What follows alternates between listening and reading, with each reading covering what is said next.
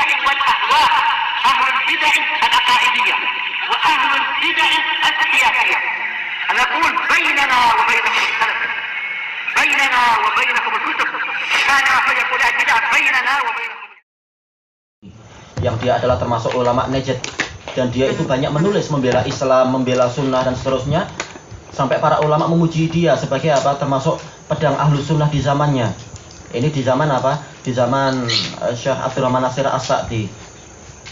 Tapi setelah beberapa tahun hilang dia, kemudian tiba-tiba muncul dengan kitab yang namanya Al-Aghlal, belenggu-belenggu, menghina Islam dan membela orang-orang kafir. Dan disebutkan bahwasanya memang dia berubah memang ketika dia ke negeri Eropa. Kemudian dia melihat ada perempuan-perempuan Eropa yang cantik-cantik. Dia mengatakan, ini tidak adil kalau Allah menjadikan wajah cantik ini masuk ke dalam neraka. Terus berubah dia.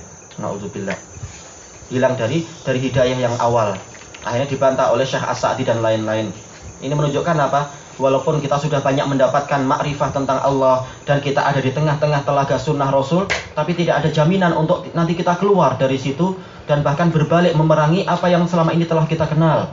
Maka hendaknya kita mohon kepada Allah hidayah sampai mati. Wallahul musta'an. Bismillahirrahmanirrahim. Kita kembali ke pembahasan Riyadhus Shalihin dalam bab Al-Amru bil Ma'ruf wan Nahyu 'anil Munkar. Ada kalam indah dari Syekh Ibnu Utsaimin rahimahullah tentang firman Allah Ta'ala, fasda' bima tu'mar, tampilkan apa yang diperintahkan kepadamu itu. Kata Imam Ibnu Utsaimin rahimahullah, di sini Allah Azza wa Jalla berfirman kepada Rasulnya, fasda' bima tu'mar, yaitu tampakkan apa yang diperintahkan dan jelaskan dia. Dan jangan sampai engkau itu dilemahkan oleh orang yang mencela di jalan Allah. Engkau di jalan Allah kemudian menjadi lemah karena celaan orang yang mencela. Ini untuk Rasul dan untuk umatnya. Ayat ini dia polanya adalah kepada Nabi satu orang, tetapi ini juga untuk umat. Dan setiap umat wajib bagi mereka untuk menampilkan apa yang Allah perintahkan, yaitu tidak merahasiakan ajaran yang benar. Dan hendaknya mereka memerintahkan itu kepada manusia. Dan hendaknya mereka juga menampilkan apa yang Allah larang, yaitu kalau ini haram kita katakan ini adalah haram, ini adalah terlarang, dan ini harus ditinggalkan. Jangan bersikap seperti politikus. Kalau di hadapan orang soleh bergaya soleh, tidak mau maksiat. Tapi kalau bersama orang-orang jahat maka maka dia bergaya seperti orang jahat, ikut minum khamr, ikut berjudi dan lain-lain. Ini tidak layak. Harus istiqamah dalam keadaan apapun. Allahul musta'an. Dan tidak ada manusia yang maksum, tetapi kita mohon kepada Allah petunjuk dan hidayah darinya agar kita mampu menjalankan ini semampu kita. Baik. Dan hendaknya umat ini melarang manusia dari perkara-perkara yang Allah haramkan tadi. Dan beliau mengatakan karena larangan dari suatu permasalahan itu merupakan perintah untuk meninggalkan masalah tadi.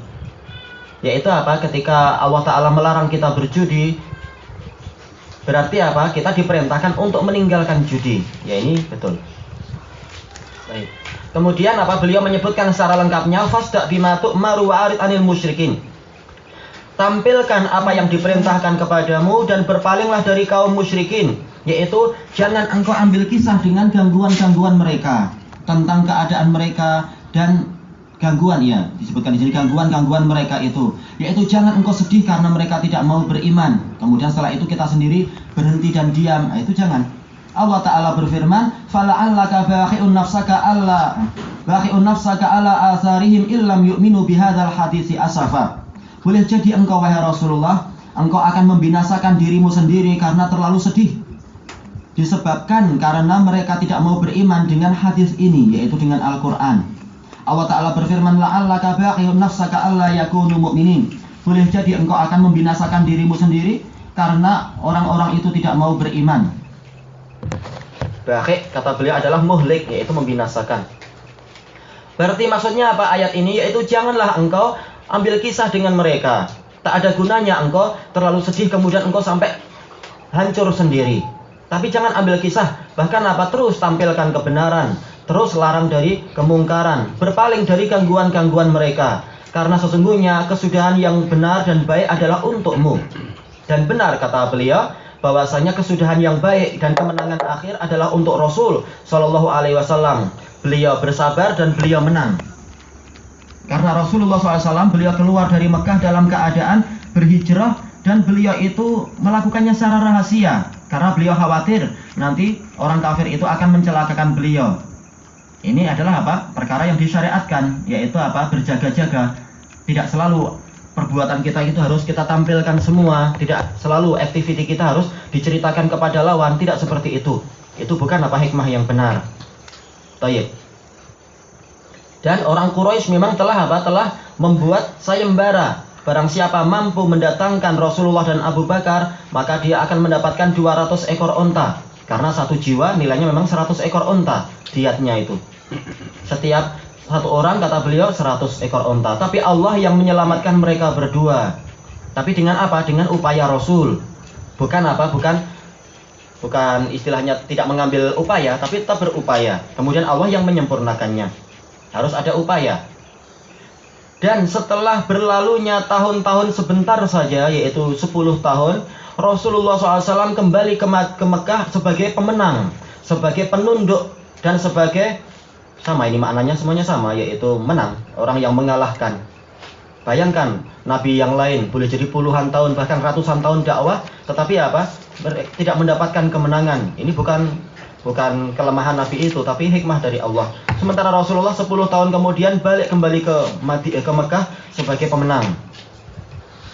Dan bahkan beliau memiliki jasa yang besar terhadap orang-orang Quraisy, yang mana Rasulullah SAW berdiri di depan pintu Ka'bah. Beliau mengatakan, wahai orang-orang Quraisy, ma tarawna anni fa'ilun bikum?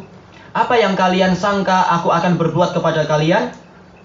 Maka mereka semua tunduk hina di bawah beliau. Mereka mengatakan, khairan akhun karim wa ibnu akhin karim. Anda akan berbuat baik, Anda adalah saudara yang mulia, anak dari saudara yang mulia. Kalau yang lain yang berkuasa, apa yang terjadi? Mungkin akan terjadi penyembelihan atau penghinaan dan lain-lain. Tapi yang menang adalah Rasul. Maka beliau memberikan maaf kepada mereka dengan kisah yang sahihah, tapi bukan dengan hadis ini. Hadis yang disebutkan oleh Syekh Ibnu Utsaimin dhaif di sini. Fa inni aqulu lakum kama qala Yusuf li ikhwatih. Saya akan berkata kepada kalian seperti ucapan Yusuf kepada saudara-saudaranya, la tasriba alaikumul yaum. Kalian tidak mendapatkan celaan pada hari ini. Yaghfirullahu lakum. Semoga Allah mengampuni kalian. Wa huwa arhamur rahimin. Dia adalah zat yang paling penyayang. Idhabu wa antum at-tulaqa. Pergilah kalian orang-orang yang merdeka, yaitu balik ke rumah-rumah kalian. Kisah ini bagus, tetapi hadis ini dhaif. Sebagaimana telah diperiksa oleh para ulama, hadis ini dhaif. Tapi secara umum memang orang yang masuk Islam di Fatah mereka adalah tulaqa. Tapi bukan dengan lafaz menisbatkan kepada Nabi Yusuf dan sebagainya. Baik. Dan seterusnya, ini kalam yang panjang, intinya adalah terus kita berusaha menampilkan kebenaran. Tapi disebutkan oleh Syekh Utsaimin dengan dengan hikmah dan seterusnya. Baik, ilahuna wallahu a'lam. Ini ilahuna untuk yang baca ini, kita baca ini dulu sedikit. Syarah dari Syekh Utsaimin jayid. Baik, kita lanjutkan sedikit, yaitu ayat yang disebutkan oleh Imam Nawawi rahimahullah. Waqal wal ayatu fil bab katsiratun ma'lumah. Dan ayat-ayat di dalam bab ini banyak dan telah dikenal, ma'ruf. Bahkan untuk ayat-ayat pertama tentang diutusnya Nabi Muhammad SAW sebagai Rasul, Allah Ta'ala berfirman apa itu? Ya ayyuhal muddatsir qum fa'andzir. Ini juga amar ma'ruf nahi mungkar. Bangkitlah, kemudian berikan peringatan. Ini adalah amar ma'ruf nahi mungkar. Tayyib, wa amal ahadits. Adapun hadis-hadis al-awwal fal awwal, yang pertama, an Abi Sa'id al-Khudri radhiyallahu anhu. Siapa nama Abu Sa'id? Ya, Sa'ad bin Malik bin Sinan. Qal sami'tu Rasulullah sallallahu alaihi wasallam yaqul, saya mendengar Rasulullah SAW bersabda, man ra'a minkum munkaran falyughayyirhu biyadihi. Barang siapa dari kalian melihat kemungkaran, maka hendaknya dia merubah dengan tangannya. Fa illam yastati' fa bilisanih. Kalau dia tidak mampu, maka dengan lidahnya. Fa illam yastati' fa biqalbihi. Kalau dia tidak mampu, maka dengan hatinya. Wa dzalika af'aful iman. Dan itu adalah keimanan yang paling lemah. Rawahu Muslim. Tayyib. Di dalam hadis ini Rasulullah bersabda, man ra'a minkum munkaran. Man, dia adalah isim syarat yufidul umum, menunjukkan ini berlaku untuk semuanya. baik dia pria ataupun wanita, baik dia itu kecil ataukah besar, baik dia itu ulama ataupun dia itu tidak mencapai derajat ulama, yaitu orang awam. Maka barang siapa memang melihat kemungkaran, maka dia diwajibkan untuk merubahnya. Berarti di sini ada dalil bahwasanya amar ma'ruf nahi mungkar itu adalah wajib, sebagaimana dijelaskan oleh Al-Qurtubi rahimahullah taala dalam Al-Mufhim, juga sebagaimana disebutkan Syekhul Islam dalam Majmu'ul Fatawa. Kenapa? Karena Rasulullah menggunakan fi'il amr fal yughayyir, menunjukkan amar ma'ruf nahi mungkar ini adalah wajib. Baik. Kemudian disebutkan di sini man ra'a, barang siapa melihat. Ini menunjukkan bahwasanya kewajiban amar ma'ruf nahi mungkar ini tidaklah mutlak, tetapi apa? Ini dibebankan kepada orang yang melihat. Maka kalau orang tidak melihat, orang tidak tahu, berarti apa? Tidak dosa dia. Ini hanya kewajiban bagi orang yang mengetahui, orang yang melihat dan semacam itu. Makanya para ulama diantaranya adalah siapa? Imam, yaitu As-Sun'ani, Muhammad ibnu Ismail al-Amir As-Sun'ani mengatakan kewajiban untuk merubah kemungkaran ini hanya berlaku bagi orang yang memenuhi dua syarat. Yang pertama adalah al-ilmu. Kalau dia tidak tahu bagaimana dia merubah kemungkaran, dia tidak tahu ada kemungkaran di rumah dia, boleh jadi dia sedang pergi, boleh jadi dia sedang sedang ke kedai, nggak tahu di rumahnya ada alat musik, maksudnya sedang ada nyanyian barangkali atau apa, maka dia tidak berdosa selama dia tidak tahu. Baik. Kelanjutannya nanti masalah kalam Imam As-Sun'ani. Kemudian bagaimana kalau dia tidak melihat tetapi dia mendengar? Hukumnya sama, karena intinya adalah apa? Wujudul ilm. Sama saja ilmu itu didapatkan dengan mata ataukah didapatkan dengan telinga. Jadi selama dia itu tahu dengan cara apapun, maka dia wajib untuk merubah kemungkaran itu. Ini sebagaimana dalam hadis Abi Sa'id Al-Khudri yang lain, diriwayatkan oleh Imam Ahmad, Ibnu Abi Syaibah dan lain-lain. Beliau mengatakan, Sami'tun Nabiyya sallallahu alaihi wasallam yaqul, la yamna'anna ahadakum haibatun nas an yaqula fi haqqin idza alimahu aw syahidahu aw ra'ah wa fi riwayatin aw sami'ah. Jangan sekali-kali menghalangi salah seorang dari kalian kewibawaan manusia untuk dia mengucapkan kebenaran apabila dia mengetahui atau menyaksikan atau melihat. Dalam lafaz yang lain aw sami'ah, atau dia mendengar. Kemudian Abu Sa'id menangis dan mengatakan waditu anni lam asma'. Seandainya saya tidak mendengar semacam ini. Kenapa? Ini beban besar. Sementara Rasulullah memberikan larangan yang sangat keras dengan taukid la yamna'anna, nun taukid yang saqilah, menunjukkan memang tidak layak untuk orang itu diam dari kemungkaran. Tapi memang kita mohon ampun pada Allah atas kelemahan jiwa kita. Tapi bukan berarti kita berhenti sampai di sini dan diam saja, tapi berusaha untuk semampunya menjalankan itu. Kemudian dalam hadis itu juga Abu Sa'id mengatakan wa hamalani hadza ala an arkaba rahilati fa adhaba ila Muawiyah bin Abi Sufyan famalatu udhunaihi summa raja'tu. Hadis ini menyebabkan saya naik kendaraan, kemudian saya berangkat ke Muawiyah dari Madinah ke Syam. Kalau memang waktu itu Muawiyah sedang di Syam. Kemudian saya penuhi telinga dia dengan nasihat, kemudian saya pulang. Taib. Ini menunjukkan bahwasanya nahi mungkar itu dibebankan kepada orang yang punya ilmu. Sama saja ilmunya didapatkan dari ru'yah seperti dalam hadis ini, atau yang menduduki posisi ru'yah, yaitu pendengaran dan semacam itu. Kemudian disebutkan di sini minkum, dari kalian. Menunjukkan bahwasanya kewajiban nahi mungkar ini hanya untuk kaum mukminin, kaum muslimin. Dalam artian orang kafir tidak terkena beban ini secara hukum duniawinya. Karena memang secara umum khitabus syara' ini adalah untuk mukminin, untuk kaum muslimin. Walaupun untuk orang kafir nanti di hari kiamat disiksa karena tidak menjalankan ini. Tapi jelas yang diajak bicara sekarang yang harus menegakkan nahi mungkar sehari-hari adalah orang muslim. Kalau orang kafir datang ke kita mengatakan, kita pengen periksa rumahmu ada maksiat enggak? Kita bilang, hendaknya Anda bercermin dulu, siapa Anda? Ngapain periksa-periksa rumah kita? Tayyib. Kemudian disebutkan di sini mungkaron, ini juga umum. Kenapa? Dia adalah nakirah fi siyaqi syarat tufidul umum. Yaitu kemungkinan sama saja dalam akidah, ataukah dalam ibadah, ataukah dalam muamalah, ataukah dalam adab dan akhlak. Selama itu adalah kemungkaran, maka hendaknya diingkari. Sama saja ini perkara yang dipandang remeh masyarakat, ataukah yaitu perkara yang mereka pandang besar. Yang penting bukan pandangan masyarakat, tapi ini syariat Allah atau bukan. Kalau bagian dari syariat maka muliakan. Kalau dia ini sekedar adat istiadat, maka diletakkan pada sesuai dengan kadarnya. Tapi selama dia itu mungkar, maka dia masuk di dalam perintah untuk diingkari. Fal yughayyirhu. Fa-nya adalah tufidu at-ta'qib bila muhlah. Menunjukkan bahwasanya nahi mungkar ini harus segera dikerjakan. Ini bantahan kepada Hizbiyun yang dulu ada di Damaj.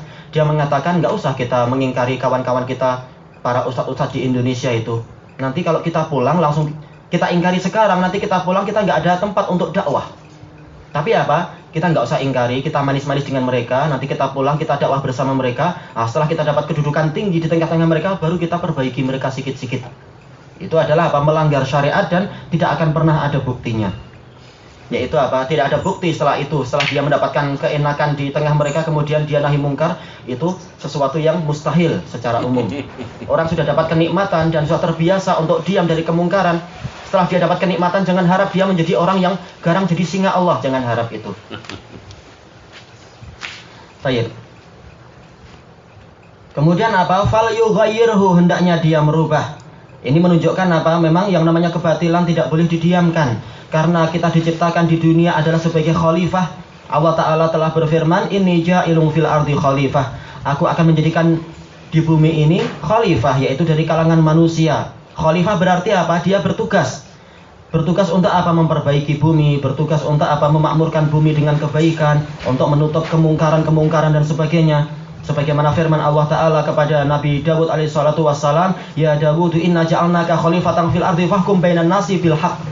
Wahai Dawud, sesungguhnya kami akan menjadikan engkau sebagai khalifah di bumi ini, maka tegakkan kebenaran, tegakkan hukum dengan kebenaran di antara manusia. Menunjukkan bahwasanya kita diciptakan memang untuk menegakkan kebenaran. Berarti kalau ada kebatilan harus dirubah. Baik. Makanya bukan didiamkan, tapi fal yughayyir, hendaknya dia rubah. Kisah ini banyak terkait dengan taghyirul munkar. Para ulama yang aktif dalam masalah itu, di antaranya adalah Imam Sufyan Ats-Tsauri. Sebagaimana disebutkan dalam Syiar Alamin Nubala, bahwasanya beliau itu lidahnya tidak pernah berhenti dari mencegah kemungkaran. Saya pernah, kata Atba'ut Tabi'in, saya pernah menyertai beliau berhaji. Sejak awal berangkat sampai pulang, lidahnya nggak pernah berhenti dari mencegah kemungkaran. Demikian pula yang setelah beliau, yaitu Imam Abdul Ghani Al-Maqdasi. Dinasihati, terkadang Anda membahayakan diri Anda sendiri. Beliau mengatakan, saya tidak pernah sabar melihat ada kemungkaran itu. Dan kisahnya panjang dan indah, Abdul Ghani Al-Maqdasi rahimahullah. Ini menunjukkan semangat para salaf di dalam Di dalam yaitu menempuh bahaya-bahaya ketika berusaha untuk mengingkari kemungkaran. Bukan niatnya bahaya, tapi ingin menyampaikan risalah. Allah Ta'ala berfirman, Alladzina yuballighuna risalatillah wa yakhshawnahu wa la yakhshawna ahadan illallah wa kafa billahi hasiba. Mereka adalah orang-orang yang menyampaikan risalah dan mereka takut kepada Allah dan tidak takut kepada yang lain. Dan cukuplah Allah sebagai penolong. Dan seterusnya dalil-dalil banyak terkait dengan ini disebutkan oleh Ibnu Nahas Ad-Dimashqi rahimahullah ta'ala dalam kitab beliau Tanbihul Ghafilin fi al-amri bil ma'ruf wan nahyi 'anil munkar, yaitu bahwasanya sudah menjadi kebiasaan para salaf untuk mereka itu berusaha amar ma'ruf nahi munkar walaupun mereka itu terancam dengan bahaya. Bukan betul-betul terkena bahaya, tapi terancam dengan bahaya. Mereka terus menjalankan itu. Ini untuk membantah ucapan sebagian ulama yang mengatakan, dan ini dinukilkan oleh Al-Ghazali, bahwasanya kalau seseorang itu khawatir dicela, maka dia boleh untuk diam. Kata Ibnu Nahas, ini tidak benar. Bahkan kalau sekedar takut celaan, ini tidak menghalangi orang untuk melakukan nahi mungkar selama betul-betul tidak mendapatkan sesuatu yang darurah. Sekedar celaan, siapa yang selamat dari celaan? Kita diam dari mungkar pun akan dicela. Kita jalan walaupun kita tidak mengingkari kemungkaran, orang akan mencela, oh bau surga, oh sok suci. Siapa yang akan selamat dari celaan? Allah tidak selamat. Jibril tidak selamat, gimana dengan kita? Jadi kalau sekedar celaan ini tidak boleh menghalangi dari dari kita itu melakukan hukum-hukum Allah. Allah Ta'ala berfirman, Ya ayyuhalladzina amanu may yartadda minkum an dinihi fasawfa ya'tillahu biqaum yuhibbuhum wa yuhibbuna adillatin 'alal mu'minin a'izzatil 'alal kafirin yujahiduna fi sabilillah wa la yakhafuna laumata laim.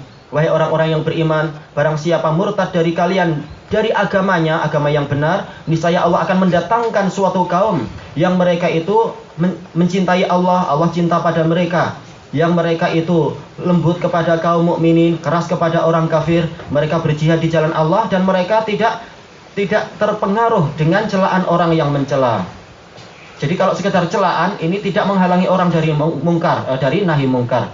Yang menghalangi hanyalah apa? Kalau mencapai tingkat darurah atau khawatir akan mengalami sesuatu yang tidak mampu untuk dipikul. Nah, ini baru seseorang boleh untuk diam. Inilah mazhab yang benar terkait dengan masalah itu. Baik. Hadis ini masih panjang pembahasannya, insya Allah kita lanjutkan besok. Wallahu a'lam.